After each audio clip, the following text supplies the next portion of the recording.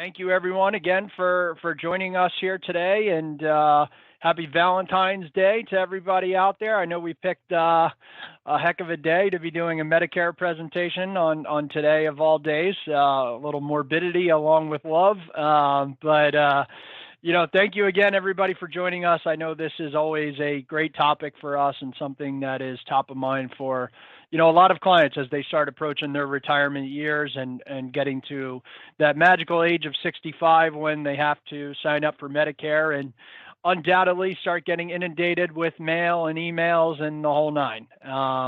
So today we have a great presentation for you. We are joined by Colin Miller, who some of you may recognize just in the fact that I do a lot of calls with Colin and clients, as well as Rory does. And Colin, I think this is your second or third year doing a Medicare presentation with us, right? Yeah, absolutely. Yeah. Enjoyed it. So Colin is a founding partner of Medicare Plan Partners. So he does great work in terms of Medicare and helping our clients not only decide, whether it's working with him, but more importantly, if it's working with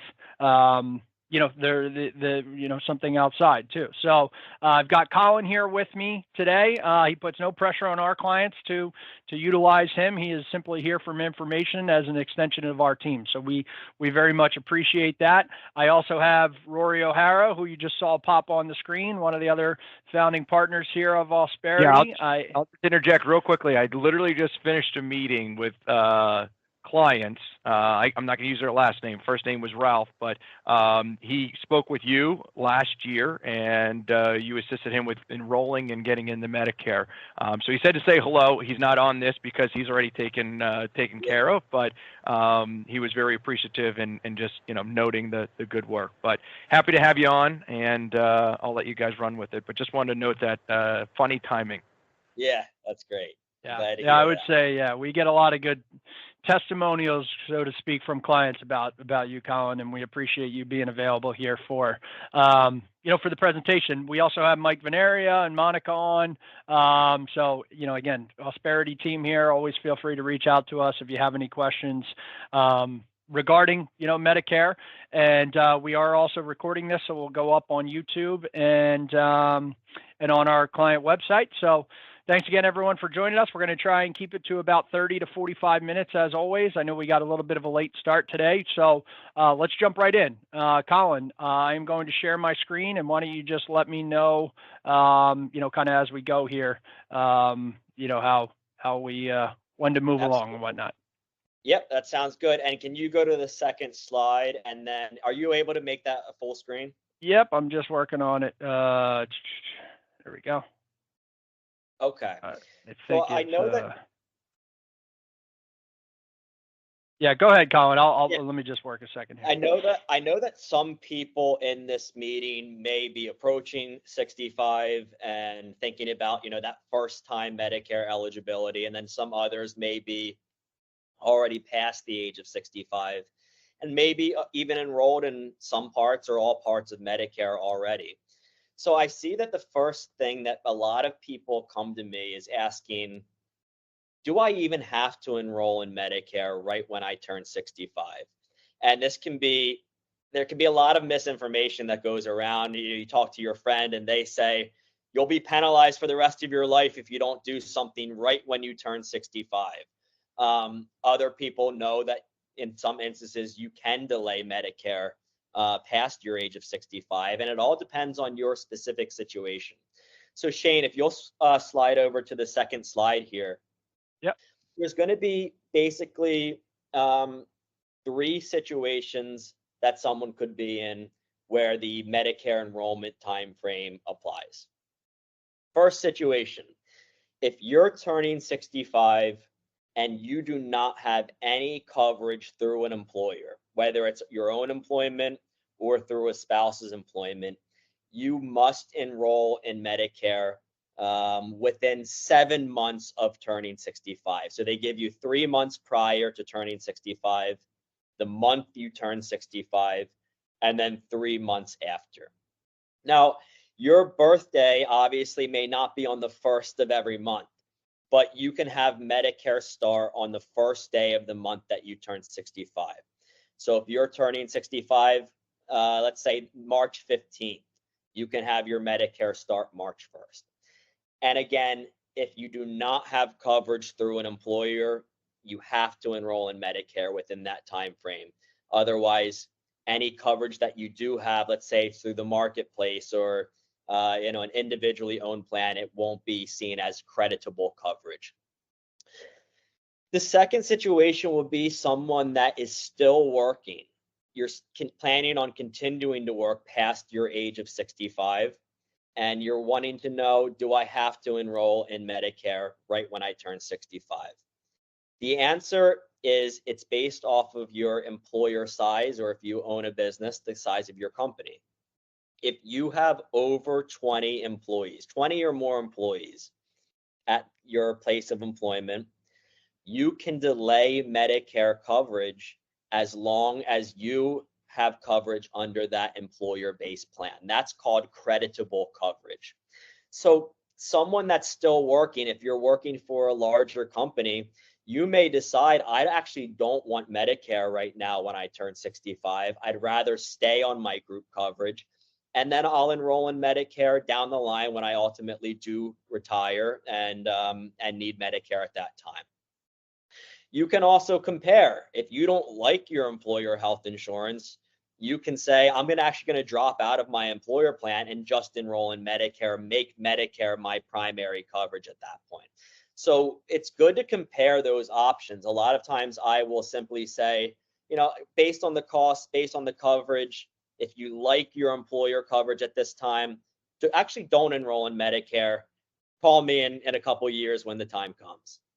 Now, one situation we don't want someone to get into is if you own or if you work for a business that's under 20 employees.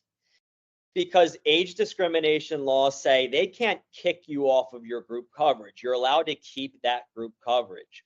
But if you're working for a smaller group under 20 employees, that coverage is not primary to Medicare.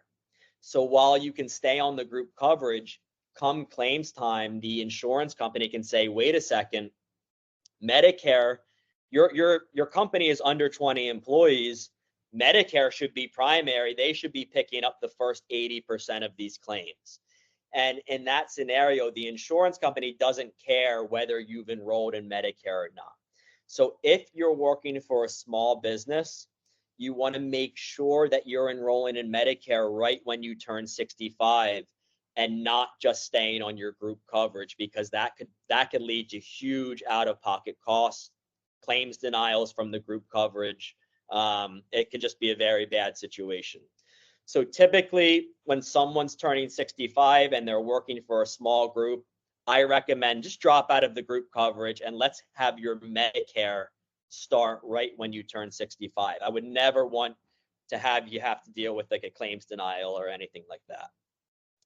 So I hope that was helpful with the timing of Medicare. Now on the next slide here, I want to discuss the different directions you can go on Medicare. I'm sure that you've seen tons of advertising. You see Joe Namath pushing plans. You get stacks of mailers to your house, emails, and really a lot of it is conflicting information and very confusing information. So I want to make sure that everyone after this presentation is aware of the differences of original Medicare and Medicare Advantage. Original Medicare, this is where you keep what the government is offering you as your primary insurance payer. Whereas Medicare Advantage is a total replacement of the government Medicare program. So insurance companies also offer their own versions of Medicare. That's called Medicare Advantage. Again, it is a complete replacement for the government Medicare program. And there's benefits and drawbacks to both sides. So on original Medicare, if you decide to take that direction and not go with Medicare Advantage, you're going to have 4 parts. Part A is hospitalization. It also covers skilled care up to 100 days. So skilled care would be nursing home care, at-home care, and hospice care. And then obviously by the name, it would cover inpatient hospitalization. Now, Part B of Medicare, this is what you're going to be using much more often than Part A. My hope would be you're not in the hospital very often. You're not needing skilled care very often, or at least for a very long time. But Part B is going to be your primary care doctor's visits, your specialist visits, surgeries, lab work, durable medical equipment, things like physical therapy, preventative care treatments. Basically, a way that I generalize it is everything outside of inpatient hospital and skilled care falls under Medicare Part B. And Medicare Part B, you pay a premium to the government to have that coverage. So Part A is free. There's no premium paid to the government for Part A. But Part B, you do pay a monthly premium to the government, and we'll get into that in a few slides from now, because that premium can be based on your income. Now, Medicare Parts A and Part B, they have gaps. They have significant out-of-pocket exposures, meaning the biggest one would be Medicare Part B only covers the first 80% of claims. So if, let's say you're on original Medicare and you need a surgery, and let's just say the bill is $100,000. Well, the government is only going to pay the first 80,000 of that, 80%. To cover that $20,000 gap, or that 20% gap of whatever your healthcare costs may be, you would then want to layer on top what's called a Medicare supplement plan, also known as Medigap plan. So those are interchangeable terms. Medicare supplement plans, these are plans that are provided by insurance companies, and they act purely as secondary payers to original Medicare, the government A and B. And Medicare supplement plans are there to keep your out-of-pocket costs extremely low and extremely predictable. In retirement, a lot of what we hear is we don't want unpredictability in terms of monthly spending. We don't want you to be worried about going to the hospital and having to worry about getting a $10,000 medical bill. So these supplemental plans work alongside Medicare A and B in order to pay the out-of-pocket costs. One major out-of-pocket being that 20% uncapped amount on Medicare Part B. These Medicare supplement plans will also cover any hospital or skilled care bill. So you will not be billed whatsoever. There will be no bills for hospital Part A services. Shane, do you have anything that you want to kick in there? No, this is great. And I just kind of wanted to say, Medigap is definitely something that I think keeps people up at night, the most in terms of clients and whatnot. They know Part A, Part B, it's going to be the costs that come associated with not only just the medical Part B premiums, right, which is something we harp on and we make sure from an income perspective that we're tracking, but it's also the Medicare supplement plans. One thing I'll add is a lot of our clients, a lot of you on here today, work with Fortune 500 companies, large companies that may have their own Medigap plan, right? For instance, Verizon, right, or Medicare, Merck, or whoever it might be, may have some kind of retiree Medigap plan, right, that Colin and I, can vet for you and see how it compares to other plans. So again, I know we're throwing a lot at you guys here today, some of which you might already know, some of which you won't. But please always feel free to reach out to myself or any of the partners or folks here at Ausperity. Colin, like I said, is a great resource, and we're happy to do a call, high level, 10,000-foot view, given all the information with you guys to see what fits best. Yeah, thanks, Shane. And then finally, on original Medicare, if you take this original Medicare package, you would want to layer on then on top a prescription drug plan that's called Part D. And with the prescription plans, we don't want to look at what's the lowest premium or what's the highest premium. We want to look at what medications do you take on a regular basis, and which plan out of all 20 plans, what's going to cover your specific prescriptions in the best way for that year. And then that's something that we want to reevaluate every year.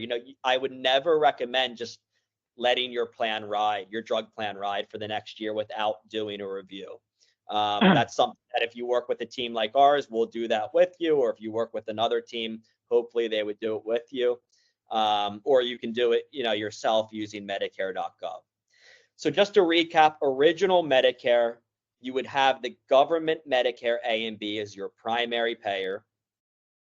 Then you would have a Medicare supplement plan to make sure that you're never getting large out-of-pocket bills, and then you're layering on top the Part D prescription plan. Medicare Advantage is a total replacement to that. So Medicare Advantage is where insurance companies got together and they went to the government and said, look, let us offer our own version of Medicare. We'll manage the plans, we'll manage the claims, we'll manage what doctors we work with, and you really don't have to do anything with senior health care other than pay us a fee to do that. So the government likes Medicare Advantage and the insurance company likes it because they're subsidized by the government to do that. Now, one of the biggest differences between original Medicare and Medicare Advantage is that original Medicare, you can go to any doctor that you want throughout the country. You're not limited into an insurance company's network of doctors.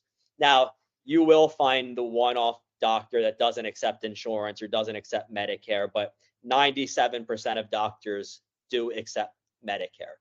So if you take that first original Medicare package, you'll never have to worry about, well, what happens if I'm traveling? What happens if I'm a snowbird and I spend 6 months in Florida and then the other half of the year in New Jersey or Pennsylvania? So you have a very good access to care on original Medicare.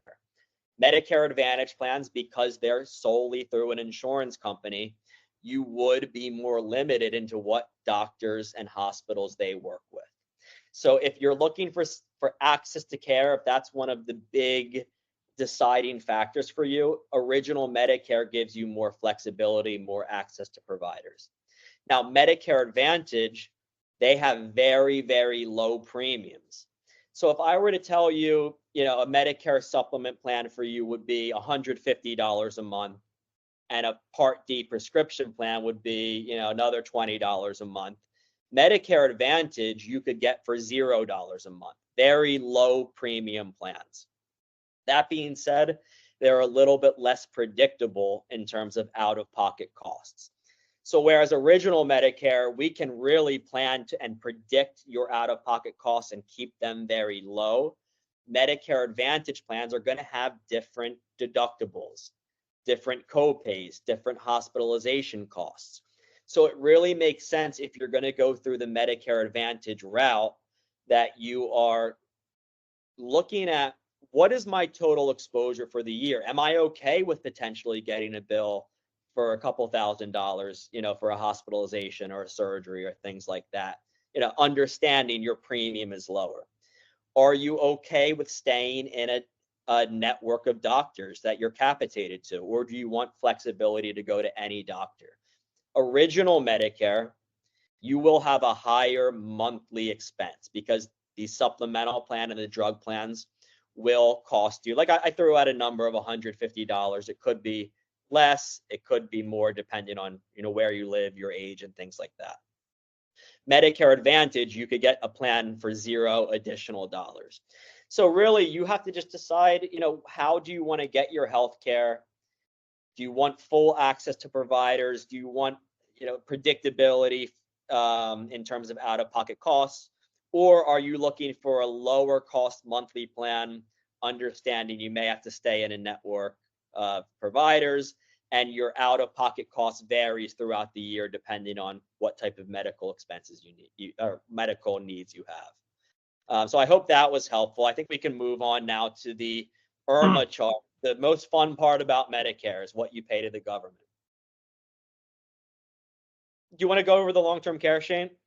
Yeah, let's go over the long-term care. So this is definitely something that I just want to touch on. Again, we're going to have different webinars and things for long-term care throughout the course of the year, and I think there might even be one on YouTube.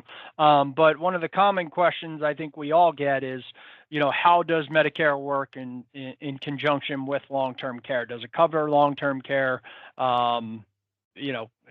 doesn't it cover a portion of long-term care? Colin, maybe just clear the air there in terms of, what, if anything, Medicare will provide for in terms of any kind of skilled nursing care or long-term care benefits. Yeah, so I had mentioned Part A covers hospital and skilled care, but it does not cover long-term care. So Part A of Medicare, it covers up to 100 days for nursing care, at-home care, or hospice care. After that 100-day benefit period is up, you're either on your own or you've worked with the Ausperity team to make sure that you have a plan in place, hopefully some sort of planning strategy for long-term care. It's also a little bit more difficult, and maybe you have parents that have gone through this. It's a little bit more difficult on Medicare to have them cover skilled care versus like a traditional long-term care insurance policy. So for example, you need 3 days in the hospital prior to Medicare covering skilled care. And then it's going to be a little bit more restrictive in terms of what it covers. So it's not going to pay for 24-hour a day at home care. Traditionally, with like a long-term care insurance policy, you only need to satisfy 2 ADLs, or activities of daily living. If you can't do 2 of these, they will begin to pay out for skilled care. Now, Medicare does not have that same 2 ADL requirement, so it will be harder under Medicare to get skilled care covered versus like a traditional long-term care plan. Again, it will be a little bit more difficult. And I saw a question come through. Yes, it will cover. Medicare does cover rehab after a surgery. So I've had clients that have needed, physical therapy and inpatient rehab facilities, and that would be covered under Medicare Part A up to 100 days. So yeah, and just to interject real quick, please, drop questions in the vault if you have them. I'm presenting, so I can't see. So Colin, maybe if you see them as we go along, we are going to, do this in the interest of time, so we'll answer as many as we can. But yes, if you have questions, please feel to drop them in the chat, and Colin and I will do the best there. And Colin, just to add on to that long-term care, the most, I think we all probably know this, anybody who's dealt with it, but the most common form of long-term care, now everybody wants to be in the comfort of their own home. At-home care, I think, is a large portion of long-term care services now. And that's just something with at-home care that you're not going to get with Medicare. So again, different topic, but definitely something to be aware of as you approach, retirement years, or even before retirement years, thinking about long-term care costs. Do I have a history in my family of individuals who needed long-term care, so on and so forth. So yeah, thank you, Colin, for touching on this. It's I think a common misunderstanding that Medicare is going to cover, more than what it does with long-term care. Yeah, and even in the way that it's phrased, Part A covers nursing home care, skilled care, they say at-home care, but not very limited. It would sound like it might cover, everything, and it just doesn't. So we would just want to make sure we don't make that mistake. Shane, could you move to the next slide, or one more? Yep. Okay. And I know that it looks like someone has their hand up. For any questions, are you able to just type it in? If you can, type it into the chat, and it will show up if that's helpful. You can also email us or text us, whoever your advisor is, and we can, if you're not able to get in the chat, we can try and facilitate it that way as well. Yeah. So again, probably the least fun area of Medicare, and that's that you pay the government each month, regardless of which direction you go, whether you go with original Medicare or Medicare Advantage, which is the insurance company's replacement to Medicare. You have to pay the government each month per person. So if you're a couple, each of you will pay these premiums. And Social Security bases your premium on your income. And if you're already taking Social Security income, your premium simply gets reduced out of that monthly income benefit from Social Security. If you're not taking Social Security income, they're going to bill you for your premium. Now, one area where a lot of people get confused is, let's say you're someone that has delayed Medicare past you're working past your age of 65, so you stayed on your group plan and now you're retiring. Well, what happens is when you enroll in Medicare, Social Security is going to look at your adjusted gross income from 2 years ago. So if you're enrolling in Medicare in 2024, Social Security is going to look at your income from 2022. Well, the problem with that is if you were working 2 years ago and now you're retiring, your income 2 years ago may have been much higher than it's going to be now that you're retiring. So rather than have your Social Security look back 2 years, we can appeal to Social Security in order to say, hey, wait a second, I'm retired now. I'm living off of a more fixed income. And we want Social Security to know that, so you can use your projected income in retirement to base your Medicare premiums to Social Security each month. Again, over time, Social Security will do that 2-year look back. So in 2025, they're going to look at 2023. In 26, they're looking at 24 income. So over time, Social Security would catch up. But in my opinion, why overpay for 2 years for them looking at a higher income than what you actually have today in retirement? And Shane and Rory and the team at Ausperity, they've been very, very helpful with clients in projecting their income in retirement in order to do that appeal to Social Security. So again, if you've had this life-changing event of retiring, we don't just take necessarily what Social Security is charging you if you're going to be, in a much higher premium level. You can see here, if you're filing jointly and your income was over 206,000, you start paying significantly more to the government each month. If you're in this third tier, 258,000 to 322,000, you're at 349.40. You can really kind of get killed with these premiums from the government. But if your income is going to be reducing now that you're retiring, don't wait for Social Security to catch up. Appeal right away, and myself and the team at Ausperity will help you with that appeals process. Colin, real quick, it's Rory just jumping in. Sorry, Shane, did you want to finish the point there? No, I was just going to say, again, as Colin mentioned, we are always going to work with you in terms of how much distributions you're taking from IRA. And if clients are sometimes getting very close to this number, we're going to look at alternatives, right? Jumping from $0 to $70 a month from an IRMA amount is a significant jump, right? So, not just on our end, we're going to help wherever we can, but also if you're thinking about taking that job, or you're thinking about, working, halfway through the year and taking Medicare, right?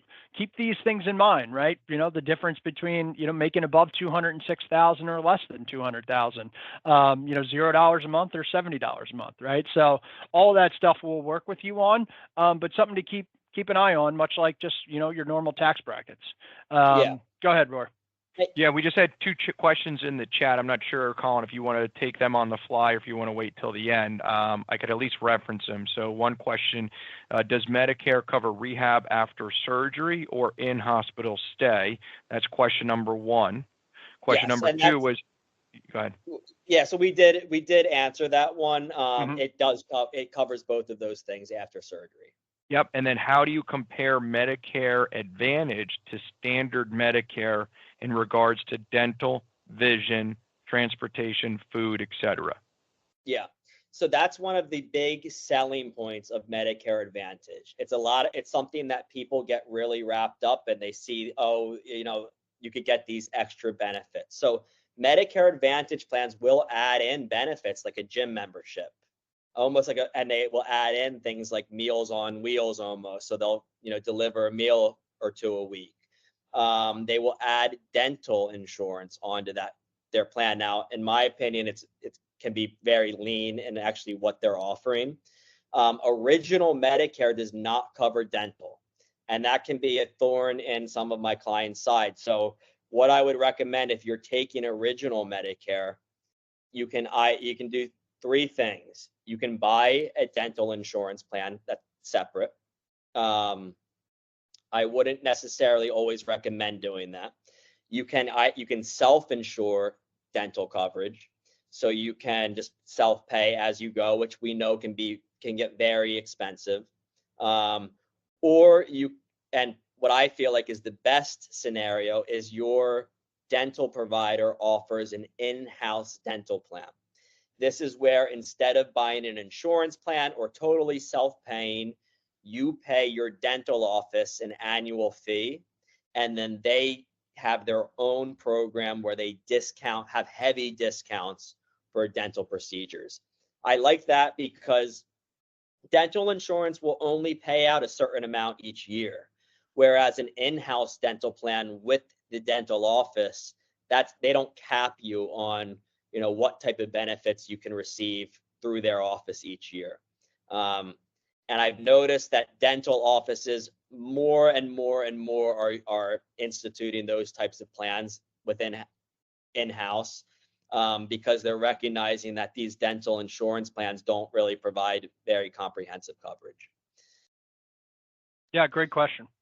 One thing I just wanted to make sure that was clear with these Part B charges is, everyone will pay, unless you're on Medicaid, everyone will pay at least $174.70 per month to the government for their Medicare premiums. So these IRMA charges are the additional amounts that you would pay based on these income levels. Yeah. So if you're looking at, what am I going to pay in total, you would look at this last column. Yeah. Okay. And I think we can move on. And, I think we're kind of ready if there's we'll have these slides available for folks too, Colin. So, if they have questions, following the presentation, we can always, and again, Colin and I touched on probably 5 or 6 slides, which we felt are, the most important. But there's more in here for folks to read up on, and certainly if they have additional questions. But yeah, Colin, maybe just in summation. I do want to go over this last rule, which is the guaranteed issue rule. This is something where it really makes sense to think long-term when you're doing your Medicare planning. And that is because when you first enroll in Medicare Part B, so you may have already had Part A and, stayed on your group coverage as primary, but once you enroll in Part B, this is going to be when you are really making Medicare your primary insurance. If you want to take original Medicare, you only get the first 6 months of activating Medicare Part B to get into those Medigap policies without having to undergo a healthcare background check. So within that first 6 months of starting Medicare Part B, you can pick any Medicare supplement plan you want with any carrier, regardless of your pre-existing conditions or future healthcare needs.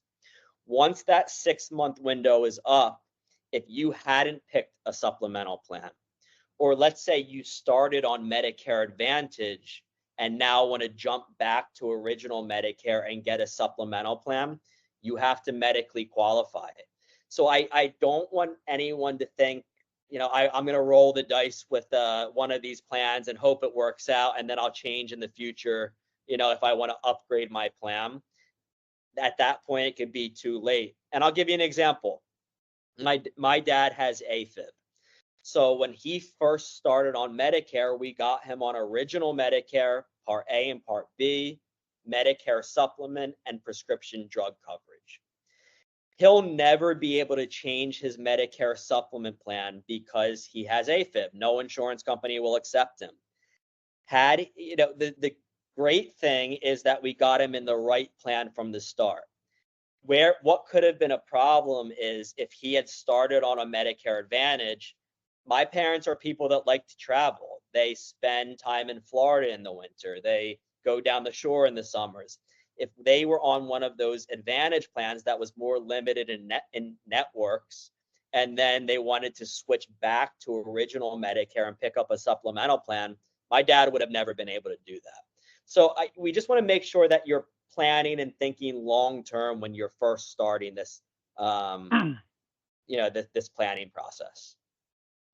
Yeah, it's a great point, Colin, and certainly, like everything, it's forward looking, right? And it's preparing for, retirement in so many more ways than just, do I have enough money, right? And that's what all of us here at Ausperity aim to do for you, right? Is to, cross the T's and dot the I's. I'm sure clients of mine have heard me say that a million times on meetings with them, but that's really what we're here for, right? Is we're make sure, we're trying to close the gaps. Any kind of, spots that might be vulnerable, we want to close those, and Medicare is no different.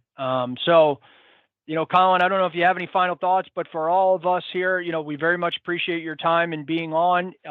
Reach out to any one of us if you want Colin's contact information.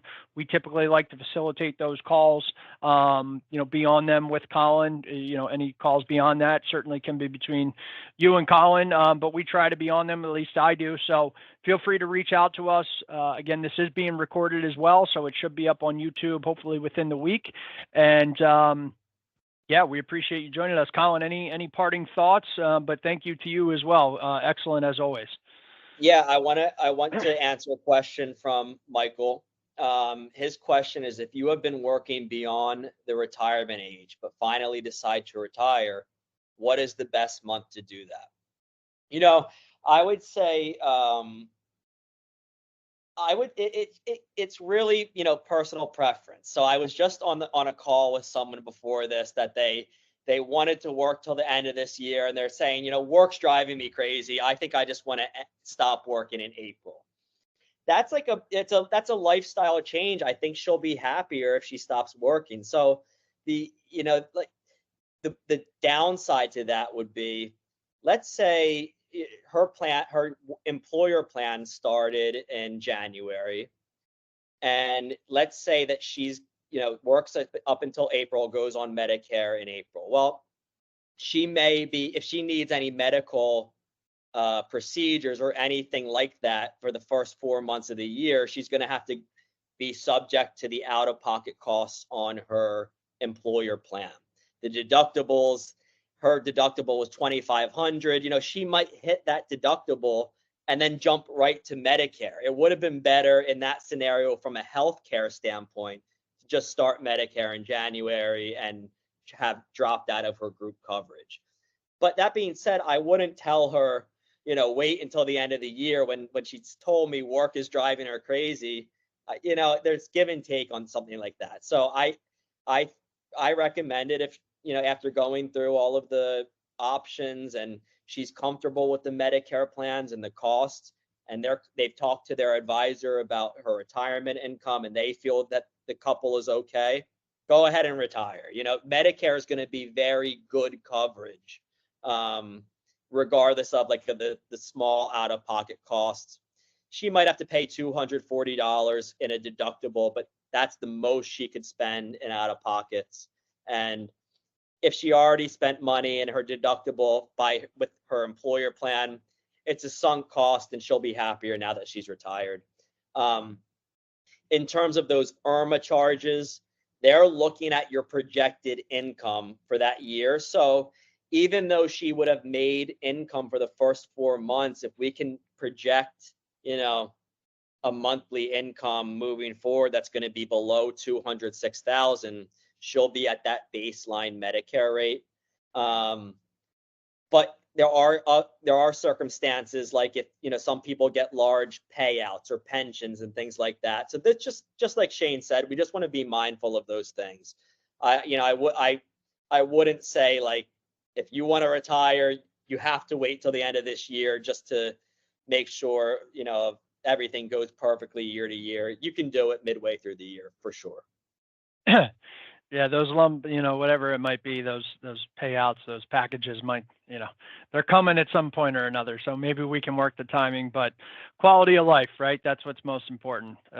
So thank you, Colin. I appreciate it. Thank you, everybody who threw some questions in the chat. I think this was a great back and forth. And obviously, we're just touching the tip of the iceberg here. Just like your financial plan, everybody is going to be different, and everybody's going to need some fine tuning. So if you're coming up on Medicare or you're just curious, I typically do calls with Colin, sometimes 6 months ahead of time, 3 months, before you can sign up is when your enrollment period opens. So, just to get kind of a lay of the land 6 months ahead of time, we're happy to do so. So again, for Colin's contact information, please reach out to any one of us. And if you're coming up on that age and you want to do a call with any one of us and Colin, just reach out to us and we're happy to schedule it. So thanks again, Colin. And, have a great rest of everyone's Valentine's Day. We appreciate you being on.